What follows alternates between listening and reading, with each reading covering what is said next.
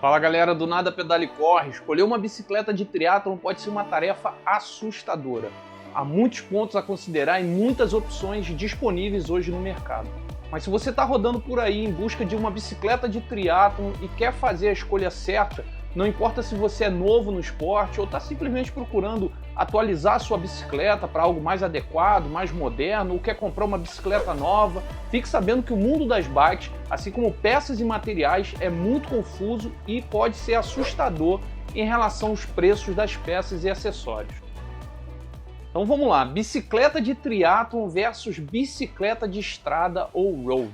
Uma bicicleta de triatlon ou time trial difere de uma bicicleta de estrada em alguns aspectos que são muito importantes. O mais óbvio é a parte frontal da bicicleta. Enquanto que uma bicicleta de estrada tem guidões curvos com freios e câmbios no mesmo lugar, uma bicicleta de triatlon tem uma frente muito diferente. Elas possuem guidões aerodinâmicos e uma base plana, onde os freios são montados na parte mais externa do guidão, que a gente chama de aerobar também. Você pode instalar guidões aerodinâmicos na tua bicicleta de estrada, aquela barra que você fica apoiado, mas há algumas diferenças que não são tão óbvias num primeiro momento. As bicicletas de triatlon geralmente têm um ângulo de selim mais acentuado, mais à frente. Isso permite uma posição mais agressiva para o atleta, com melhor transferência de potência para o pedal. Se você estiver bem ajustado, você pode até ter um pouco mais de conforto, que é muito importante, e o principal, uma melhor aerodinâmica. Você não tem isso em uma bicicleta de estrada, mesmo que você ajuste o cilindro para frente, adicionando um guidão aerodinâmico, não vai ser a mesma coisa. Então, qual é a melhor bicicleta para você? Como tudo no triatlon, depende do uso que você vai fazer da bike. Se você vai usá-la principalmente para o triatlon e treinos de triatlon, e quando me refiro a triatlon, são os eventos que não permitem um vácuo, uma bicicleta de triatlon é a melhor opção, no caso as contrarrelógios ou time trial.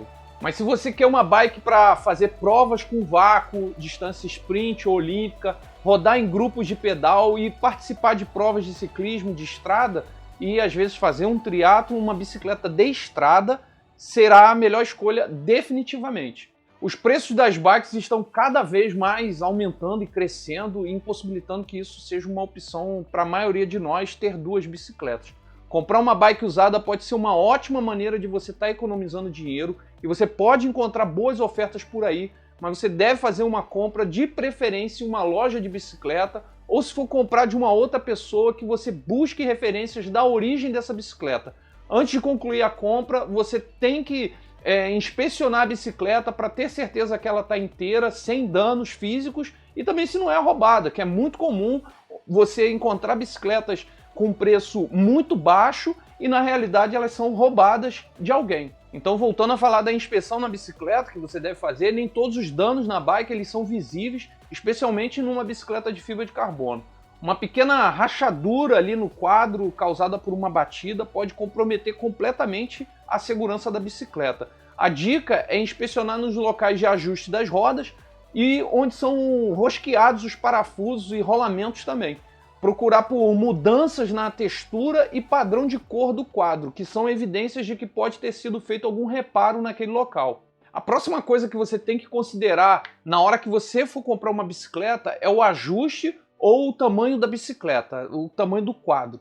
As bicicletas geralmente vêm em tamanhos pequeno, médio e grande, mas a maioria dos fabricantes usam a medida da bicicleta como o seu tamanho. No caso, 52 cm, 56 cm, 58, 60 e vai daí para frente, por exemplo. Essa medida em centímetros é, na realidade, para determinar o tamanho da bicicleta. Mas outras coisas mudam, como o tamanho do tubo superior, o top tube, e do tubo dianteiro também. As mudanças nessas medidas é que vão comprometer ou até inviabilizar o seu ajuste na hora de fazer o bike fit, deixando você muito esticado porque a bicicleta é muito longa ou encurtado por a bicicleta ser curta e você ter comprado a bicicleta no tamanho errado. Antes de comprar a sua bike, vale a pena trocar uma ideia com um profissional de bike fit para obter a medida correta ou o tamanho ideal do quadro para você. Ou até mesmo ir numa loja que venda bicicletas para você estar verificando o tamanho, pegar uma bicicleta emprestada com um amigo, subir na bicicleta, um amigo que tem um tamanho semelhante ao seu, para você poder estar sentindo se aquele tamanho pode ser adequado para você. Um outro ponto importante é que você também não pode esquecer, talvez você não saiba, que nem todos os fabricantes medem as bicicletas da mesma maneira. Então, duas bicicletas de tamanho 54 pode ter ajustes muito diferentes por causa da geometria da bicicleta. Então, mais uma vez, a importância de você procurar um bike fit antes de fazer a compra, porque ele vai estar te ajudando e com isso evitando que você caia no papo do vendedor e acabar fazendo uma compra ruim. Esse ponto é muito importante, que a gente tem que considerar, que é o material do quadro, e hoje o que temos aí mais popular é a fibra de carbono. Também existem algumas bicicletas antigas de alumínio, mas provavelmente você já deve ter percebido que todas as bicicletas de ponta elas são feitas de fibra de carbono, porque o carbono ele permitia a criação de quadros mais aerodinâmicos, diferente do alumínio, que tem que ser só em tubos. A fibra de carbono, pelo modo que é fabricado manualmente, torna a bike muito mais cara. Então, se você está com um orçamento aí um pouco apertado, talvez valha a pena considerar um modelo mais antigo de alumínio. Um outro detalhe é que o quadro de carbono não é necessariamente melhor que o quadro de alumínio. Vai depender muito da sua construção e a origem desse quadro. Então, se você for comprar um quadro de carbono, procure de boa procedência. Do contrário, é melhor você procurar um quadro de alumínio mesmo. Depois de analisar o quadro, você deve considerar todo o resto da bicicleta. Os câmbios, pé de vela, trocador de marcha, câmbio dianteiro, traseiro, freio. Você deve observar exatamente o que está comprando para evitar dores de cabeça no futuro com compatibilidade, quando você for fazer uma atualização, um upgrade ou trocar as peças. Os componentes das bikes são divididos em níveis e vamos chamar dessa forma para ficar fácil aqui o nosso entendimento. À medida que a gente sobe de nível, você tem uma melhor performance, uma menor durabilidade e o peso vai ficando reduzido. O que você vai ver em termos de performance é relacionado ao número de marchas, por exemplo, que você consegue trocar por vez, a precisão nessas trocas e um pouco da redução de atrito ali nas partes móveis, mas nada muito significativo que vai transformar a tua performance na bike. Então você precisa fazer uma avaliação prévia do teu orçamento antes de decidir quais componentes vão vir na bike que você quer comprar, o que você realmente precisa ou pode pagar. E obviamente tudo vai ficando mais caro à medida que você vai subindo de nível. Isso aí é inevitável. Ainda em relação aos câmbios, você vai encontrar câmbios eletrônicos e câmbios mecânicos. São dois tipos de câmbios que a gente tem hoje. O eletrônico, eles são mais caros, tem grandes vantagens como a velocidade, a precisão nas trocas, uma manutenção menor, facilidade nas regulagens. Alguns são até mais leves, como o SRAM, que não tem cabo, é tudo por Wi-Fi. Então isso é muito importante e você deve considerar no momento da tua compra. Um detalhe também é que você já encontra esses câmbios eletrônicos em níveis de entrada. Então pode ser o caso de você estar pensando aí, de repente, na hora que você for comprar uma bike zero, um modelo Shimano ou SRAM. Uma outra grande vantagem dos câmbios eletrônicos é em relação aos mecânicos, é que nas bikes de triatlon, quando o câmbio é mecânico, você só consegue trocar a marcha ali na frente. É o único local que você tem, que é o aerobar. Enquanto que com o eletrônico você pode trocar tanto quando você estiver na posição aero, quanto você estiver fora da posição aero, trocando ali nos botões que você pode colocar em qualquer lugar do guidão, onde você queira e ache mais fácil para você estar trocando as marchas. Isso é uma grande vantagem para o triatlon e vale a pena considerar gastar um pouco mais aí se você tiver com um orçamento disponível. Você também tem que garantir que as marchas sejam adequadas para o tipo de estrada por onde você vai estar pedalando. Se você fizer apenas provas de contrarrelógio em rotas planas, pode ser útil uma coroa maior na frente e não vai precisar de um cassete grande na traseira. Mas se você vai fazer rotas ou estradas com subidas, circuito misto, pode ser interessante um cassete com um maior número de dentes na traseira para você poder conseguir subir melhor e ainda assim ir rápido no plano. Os freios, diferente dos câmbios, eles sofreram uma transformação que influencia em todo o desenho da bicicleta, toda a construção da bike. Hoje a gente tem freio de aro, que funciona através de uma ação mecânica de cabos que correm por dentro do quadro ou ao redor do quadro e criam uma fricção na borda da roda. Já o freio a disco, que também pode ser por cabo, mas eles são mais modernos e funcionam também por conduíte, por pressão hidráulica. Então você tem dois tipos de freio a disco, um que é mecânico, por acionamento por cabo, e um outro hidráulico, que é por pressão hidráulica, que você, ao pressionar a manete, ele pressiona todo o sistema e ativa as sapatilhas não, perdão, as pastilhas de freios lá contra o disco. E cara, não adianta, o freio a disco veio para ficar, e até mesmo em bicicletas de entrada, tanto de triatlon como as de estrada, você já encontra esse tipo de freio. Eu acho que hoje poucas são as bikes, inclusive as de entrada, que ainda mantêm modelos aí sem ter o freio a disco.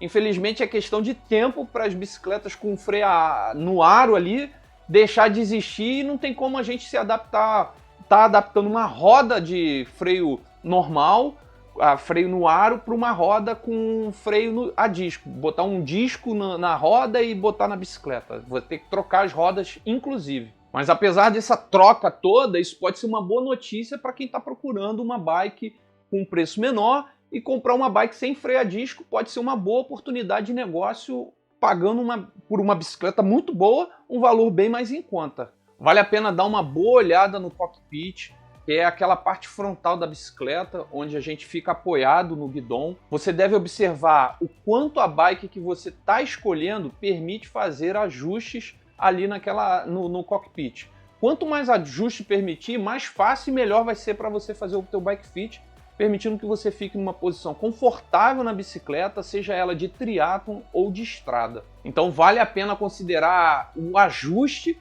isso vai levar a mais conforto para você e também a mais potenciais compradores no futuro quando você for vender essa bicicleta. Porque nem todo mundo tem a elasticidade de um atleta de ponta para estar se posicionando de forma aerodinâmica na bicicleta, que tem poucos ajustes aí. As rodas são o elemento na bike que transformam a bicicleta visualmente. Boas rodas de alumínio e até mesmo de carbono pode fazer uma grande diferença na sensação de rodagem, na pilotagem da bike e no desempenho da bicicleta também. Mas não são um fator decisivo. Você pode fazer grande parte de seu treinamento e até prova com um conjunto de rodas de alumínio, e depois tu vai atualizando mais tarde, ou até mesmo alugar ou pegar emprestado um bom conjunto de rodas para o dia da prova. O elemento mais importante na roda, e isso serve tanto para as de carbono como as de alumínio, é o rolamento. O fato de a roda ser de carbono não torna ela mais leve, mas sim mais aerodinâmica. E no caso do triatlon, a aerodinâmica é muito mais importante do que o peso propriamente dito quando você participa de uma prova onde o vácuo não é permitido. Então, se você vai comprar uma bike de estrada, a roda de carbono pode ficar para depois, sem problema nenhum. Existem diversas medidas de perfis de rodas de carbono, isso é um ponto que você também tem que observar. Por exemplo, 404 com 60 centímetros, 808 com 80 e a Super 9, que é um disco. Essas são os perfis principais da marca Zipp e são medidas semelhantes em quase todas as marcas. Quase todas vão ter essas medidas em centímetros aí muito próximos, variando muito pouco de uma marca para outra. E cada perfil de roda, cada roda com determinado perfil tem uma proposta de aplicação diferente. Por exemplo, a 404 serve bem nas bikes de estrada em ambas as rodas. E nas bikes de triatlon, para pessoas com pouco peso, seria recomendável você estar usando na roda da frente e a 808 na roda de trás. Se você pegar um vento lateral, você pode ter problemas para manter a direção ali, se você estiver rodando com a roda 808 na frente, se você for uma pessoa leve, mas se você for um cara pesado como eu, a 808 na frente vai ser problema algum, você vai conseguir segurar a bicicleta. Ou se você tiver também a habilidade, tiver acostumado a andar com esse tipo de roda, você não vai ter dificuldade. Já o uso do disco tem alguns pontos a serem observados antes de você estar comprando. Se você não desenvolve grande potência, pedala abaixo de 35 km por hora de média, ou vai fazer uma prova com elevada altimetria, ou até com muitas curvas e retornos travados, tem que ficar fazendo muita aceleração, usar o disco não é uma boa ideia. O disco tem um peso maior que as rodas comuns, então tirar esse peso da inércia ou pedalar em subida vai exigir muita potência, muita força, e isso pode ser problemático devido ao desgaste que você vai ter. Segue com a 404 ou 808 que você vai estar bem calçado.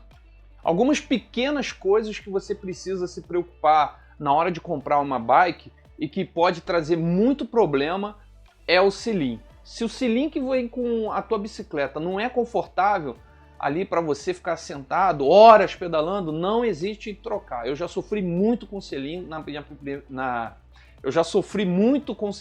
primeira bicicleta e tive que trocar porque meu quadril ficava dormente. Não adianta, eu ficava depois de 1h30, 2 horas pedalando, eu já não sentia nada da cintura para baixo. Os selins são itens muito pessoais, então quando você encontrar um selim que te traga conforto, cara, não abandone, segue com esse, independente da bicicleta que você está comprando. Eu uso o ISM, que para mim trouxe muito conforto e acabou com a minha dormência. Os pneus da bike também são facilmente trocáveis, você pode comprar a bicicleta e o pneu que vier você pode trocar por outro, e você deve investir no que tiver o menor atrito possível dentro do teu orçamento. Um pneu ruim pode te roubar quilômetros de velocidade média, então vale a pena, pelo menos para o pneu de prova, investir num pneu bom, que você vai estar economizando energia e ganhando velocidade. O pedal, assim como o selim, que a gente falou anteriormente, são bastante individuais e as bicicletas não vêm, em sua grande maioria, com selim. Com pedal, perdão. Então você deve buscar um pedal que seja adequado para o que você quer, enfim, é muito particular isso aí, eu não vou entrar em detalhes, cada um escolhe o seu, todos são tacos diferentes, então se você comprar um Look, você tem que ter um taco Look, se você comprar um Shimano, o taco aquela peça que vai embaixo da sapatilha também tem que ser Shimano e por assim todas as marcas. Uma última coisa que você deve considerar antes de comprar uma bike de triatlo é o transporte. Quando você for viajar, se você vai fazer a tua prova, para chegar lá no local de prova, você precisa pegar 1, 2 voos, um ônibus, um caminhão, sei lá o que. Isso significa que você vai precisar empacotar a tua bicicleta. Não viaje sem empacotar a bicicleta. Uma bicicleta de estrada cabe na maioria das caixas de transporte com facilidade e sem muito esforço, sem precisar desmontar muita coisa. Enquanto que as bicicletas de triatlon, na maioria das caixas, elas não cabem sem precisar desmontar o guidão. Então, dependendo da sua bike, a passagem de cabos e tubos pode tornar a desmontagem e a montagem novamente da tua bicicleta um problema sem tamanho. Então avalie isso cuidadosamente antes de comprar sua bicicleta de triatlon. Eu recomendo que você aprenda a desmontar e montar a sua bike como forma de tu estar conhecendo melhor o teu equipamento e não passar por aperto com o mecânico lá no dia da prova. Normalmente as provas, principalmente a Ironman, tem um centro de manutenção, mas cara, fica lotado, os caras trabalham na correria, é muito comum, devido a essa correria, os caras montarem as bicicletas às vezes com mal montada, não por maldade, mas porque o cara tá na correria, então vale a pena você conhecer o teu equipamento. Então uma dica que eu deixo aqui com relação à viagem é você comprar uma case que não precise desmontar o guidão, desmonte somente o selim. Então o vídeo já tá longo pra caramba, eu acho que eu falei tudo o que você precisa saber antes de comprar a tua bike de triatlo. Escolher uma bicicleta de triatlo é uma grande compra e um investimento muito alto que você não pode cometer erros. Espero que você tenha gostado desse formato de vídeo e se esse vídeo te ajudou, deixa aqui embaixo o teu like para apoiar o canal e não se esqueça de se inscrever para mais conteúdo sobre triatlon. Um forte abraço e valeu!